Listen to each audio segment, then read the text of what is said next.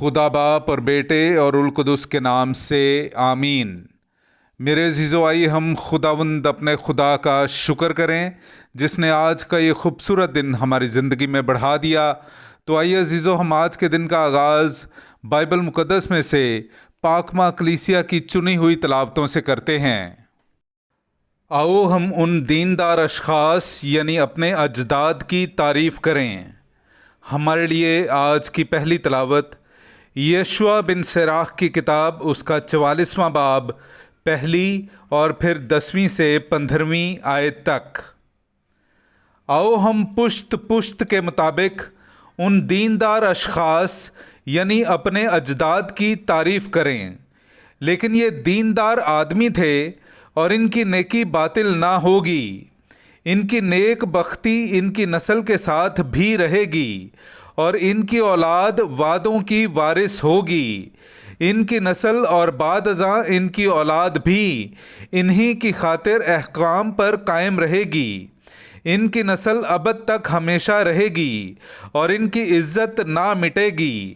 ان کے جسم سلامتی سے دفن کیے گئے ہیں اور ان کے نام پشتوں کے آخر تک زندہ رہیں گے۔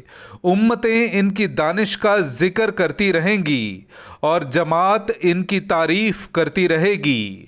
پاک کلام کا پڑھا اور سنا جانا ہم سب کے لیے باعث برکت ہو۔ خدا کا شکر ہو۔ میرے عزیزو، آئیے ہم خداوند اپنے خدا کی حمد و تعریف کریں۔ میں آپ کے سامنے پڑھوں گا زبور نمبر 132، اس کی 11ویں، 13ویں سے 14ویں اور پھر 17ویں سے 18ویں آیت تک۔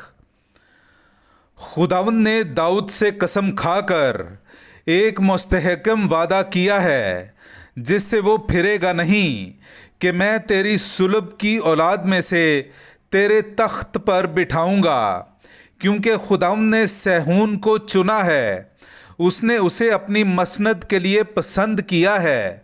یہی ہمیشہ کے لیے میری آرام گاہ ہے، میں یہیں رہوں گا کیونکہ میں نے اسے چاہا ہے۔ وہیں میں داؤد کے لیے ایک سینگ پیدا کروں گا، اپنے ممسو کے لیے ایک چراغ تیار کروں گا۔ اس کے دشمنوں کو میں حیرانگی سے ملبس کروں گا، مگر اس پر میرا تاج چمکے گا۔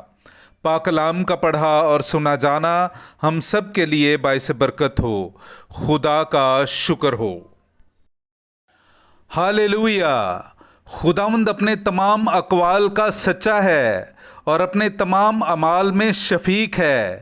ہاللویا! میرے عزیزو، آئیے ہم آج کا انجیلی اقتباس سنتے ہیں۔ انجیل مقدس مطابق مقدس متی، اس کا 13واں باب، 16ویں آیت سے لے کر 17ویں آیت تک۔ لیکن مبارک ہیں تمہاری آنکھیں اس لیے کہ وہ دیکھتی ہیں، اور مبارک ہیں تمہارے کان اس لیے کہ وہ سنتے ہیں، کیونکہ میں تم سے سچ کہتا ہوں کہ بہت سے نبی اور راست باز آرزو مند تھے کہ جو تم دیکھتے ہو دیکھیں پر نہ دیکھا، اور جو تم سنتے ہو سنیں پر نہ سنا۔